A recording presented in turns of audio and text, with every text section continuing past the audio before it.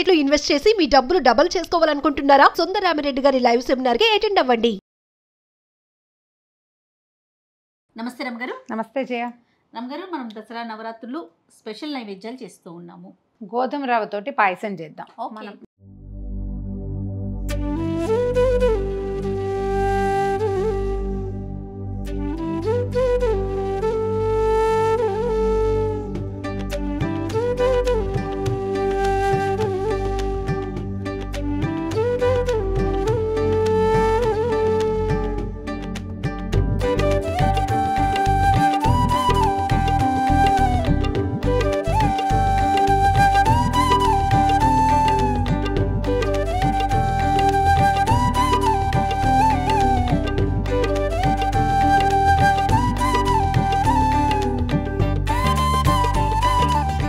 Kesari bath చేసుకుంటాం కదా, రవ కేసర్లు 3-4 సార్లు చేసాం, వీడియోలు ఉన్నాయి. గోధుమ రవ్వతోటి కూడా పాలు పోసి చేయొచ్చు, పాలు పోయకుండాను చేయొచ్చు. 2 రకాల వెరైటీలు ఉన్నాయి. ఒకటి చెప్తాను, రెండోది చేసి చూపిస్తాను. గోధుమ రవ్వ బరగ్గా ఉన్న రవ్వ తీసుకోండి.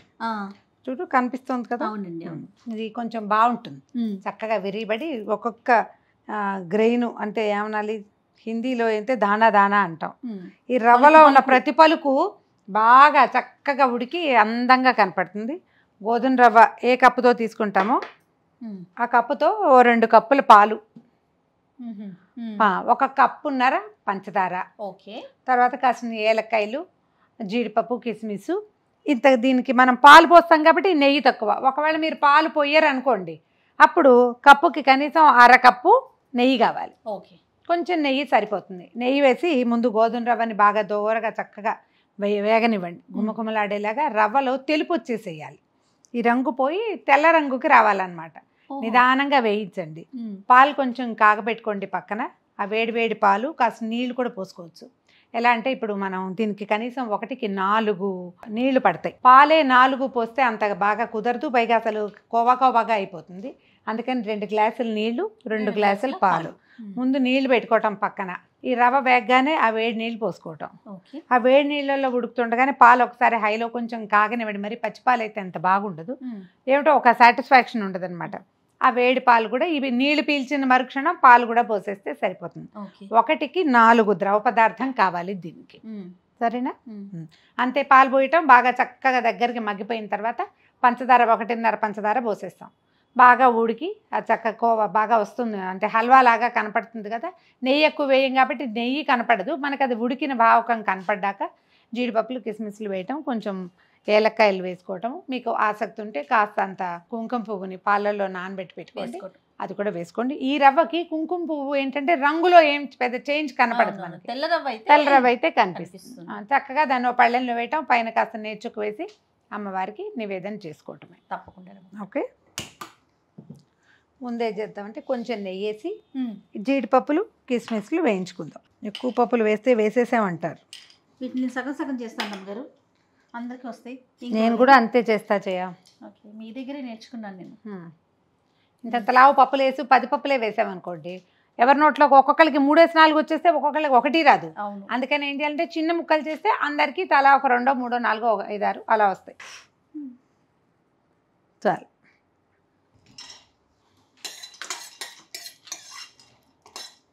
జీడిపప్పులు, కిస్మిస్లు వేయించి తీసుకోండి. జీడిపప్పులు వేయించి పక్కన పెట్టుకున్నాం కదా, ఇగో ఇదే నెయ్యి మనం వేసేది మొత్తానికి. ఇంకా మళ్ళీ నివేదనప్పుడు 1 డ్రాప్ వేసుకోవటమే. గోధుమ రవ్వలో రాయిరప్ప ఇవాళ రేపు ఉండట్లేదులే, ఉండట్లేదండి. ఈ కప్పుతో 2 కప్పులు నీళ్లు పోసి ఆ గిన్నె స్టవ్ మీద పెట్టేసి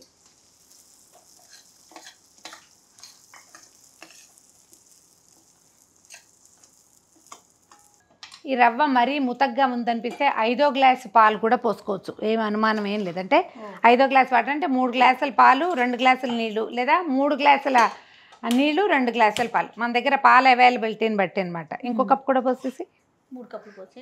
రవ్వ బాగా బిరుసుగా బరకగా ఉంది కదా,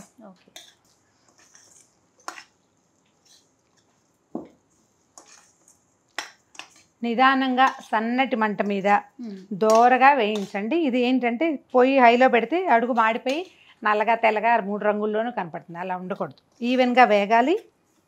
చక్కగా నిదానంగా సన్న మంట మీద కనుక వేయిస్తే గరిట మాత్రం వదలకూడదు. రమ్మగారు వేగిందా? చూడు రవ్వ మీకు తెల్లగా కనపడుతుందా, వాసన వస్తుంది గుమగుమలాడుతూ. అవునండి. రవ్వ తేలిక పడ్డట్టు తెలుస్తోంది. ఇందాకటి బ్రౌన్ కలర్ ఏది అంత తెల్లగా పడింది కదా, వేగితేనే ఇది బాగా కుదురుతుంది. స్టవ్ ఆపేసి ఆ నీళ్ళు కొద్దిగా పోసేద్దాం ఇందులో. ఆ స్పూన్ తీసి, ఇందులో స్పూన్ ఎందుకు ఉందని డౌట్ వస్తుంది. తొందరగా కాగటానికి ఇందులో ఏదైనా స్పూనో చిన్న కటోరియో పడేస్తే నీళ్ళు స్పీడ్గా కాగిపోతాయి.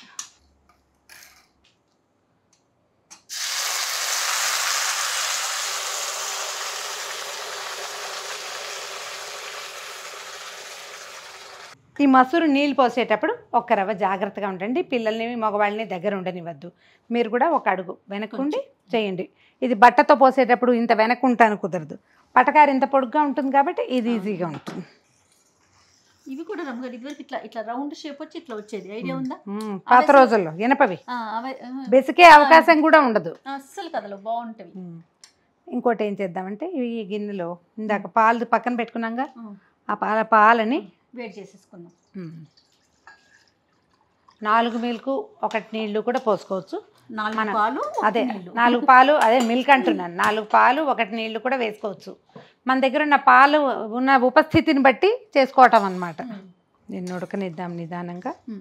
ఎంత దగ్గరకు వస్తుంది అన్నగారు? వస్తుంది. గోధుమ రవ్వ తనకి కనీసం 8 రెట్ల నీళ్ళని తీసుకోగలుగుతుంది ప్రతి గింజ.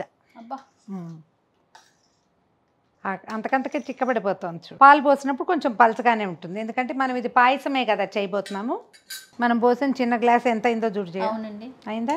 ఇప్పుడు ఏంటి దీన్ని నింపుతాం మనం, ఇంకా తక్కువ ఇంతే చేయాలి. అప్పుడు మనకి సరిపడా ఆ మాత్రం కప్పు నిండా వస్తుంది. మరి ఇన్ని రెట్లు నీళ్ళు పోస్తున్నావా? 1కి 5 నీళ్ళు పోసి 1.5 పంచదార పోస్తే ఎంత అయింది? 1 5 1 5 6.5 రెట్లు అయిపోతుంది. ఉడికేసరికి ఎక్కువ అవుతుంది కదా. పాలు కాగబెట్టి పక్కన పెట్టుకున్నామా? ఈ పాలు ఎత్తి పాయసంలో పోసేద్దాం.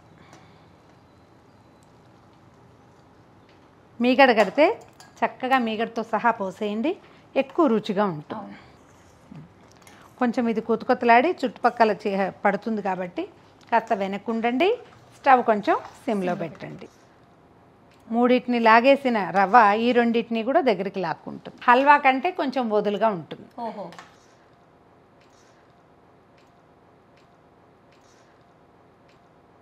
మొత్తం మనం పోసిన పాలు నీళ్లు సమస్తం వెళ్ళిపోయినాయి లోపలికి. ఈ రవ్వకి మనం పాలు కూడా పోసాం కాబట్టి ఎక్కువ వేసుకోవాల్సి వస్తాం మనం.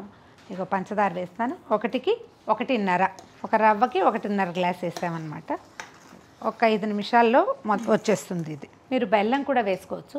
బెల్లం వేసుకునేటట్టయితే పాలు వద్దు, బాగా మరి కాస్త నెయ్యి వేసి బాగా వేయించి, ఇంకా కాస్త వేయాలి. ఇప్పుడు ఒక హాఫ్ కప్పే కదా వేసాం, 1.5 కప్పు కనీసం నెయ్యి వేసి వేయించి బెల్లం కలిపితే కనుక అది కూడా చాలా బాగా వస్తుంది. చెండు కలర్ మారుతుంది, బ్రౌన్గా వస్తుంది. ఇది తెల్లగా ఉంది కదా. బెల్లం సిద్ధాంతం ఉంటే అలా చేసుకోవచ్చు. ఒక 4 నుంచి 8 నిమిషాల లోపల మొత్తం చక్కగా దగ్గరకు వచ్చేస్తుంది. ఈ బుడగలు వస్తున్నాయి చూడండి. మనం ఇంత నెయ్యి వేసినా కూడా నెయ్యి వదిలిపెడుతుంది ఇది. ఈ బుడగలు రావటం వచ్చి అంచులు వదిలేసాక దీన్ని ఆపేసేయచ్చు. మనం లూజ్ పాయసం లాగా కాకుండా స్పూన్తో తీసుకునేలాగా పాయసం లాగా కనపడుతుంది. మొదటి రోజు నుంచి 10 రోజుల లోపల మీ వీలు వెంబడి ఏ రోజు కుదిరితే ఆ రోజు. కేసరి బాత్ పెట్టుకోవాల్సిన రోజు ఉంది కదా, మనము ఎప్పుడు పెడతాం? అది కాత్యాయనికి కేసరి బాత్ అలా పెడతాం. ఆ రోజున నివేదనకి ఇది చేసుకోవచ్చు. అలా కూడా చేయొచ్చు, రవ కేసరి చేయొచ్చు, ఇదైనా చేసుకోవచ్చు. ఒకవేళ రవ కేసరి చేయాలనుకుంటే మన ఛానల్లో 3 రకాల రవ కేసర్లు ఉన్నాయి. ఏది కుదిరితే అది చూసుకుని పెట్టుకోండి. దగ్గర పడిపోయింది చూడు మన పాయసం. చూడు అడుగు అంటుతానంటుంది. ఈ తెర వస్తే చాలు. ఇప్పుడు ఇలా తీస్తుండగా అది చూడు ఖాళీ వస్తుంది, చూసావా? అడుగును అంటుకోకుండా కనపడతాం. అది వస్తే చక్కగా వచ్చేసినట్టే. ఏం చేద్దాం ఇప్పుడు? ఏలకల పొడి కొద్దిగా వేసేద్దాము. స్టవ్ ఆపేస్తాను. వేయించి పెట్టుకున్న జీడిపప్పులు, కిస్మిస్లు, బాదం పప్పులు వేసుకోదలిస్తే అవి కూడా 1 గంట నానబెడితే బాదం పప్పులు పైన ఉన్న తోలు ఊడొచ్చేసి కొద్దిగా సన్నగా చాకుతోటి గీట్లు పెట్టి కనుక ముక్కలు తరిగేస్తే నేతిలో వేయించి వేస్తే ఎక్కువ రుచిగా ఉంటుంది, బాగుంటుంది. అయిపోయింది చేయ.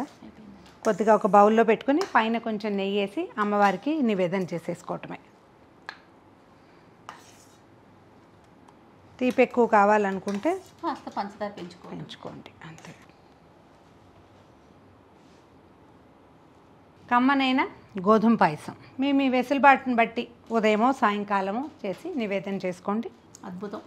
ఏదో మనం ప్రయత్నం చేస్తూ ఉన్నాం రమ్మ గారు. ఇది స్టూడియో కాబట్టి అంత పూర్తిగా వెసులుబాటుగా చూపించలేకపోయినా నైవేద్యం ప్రధానం కాబట్టి వాటిని చేసే ప్రాసెస్ మాత్రం చూపించగలుగుతామండి.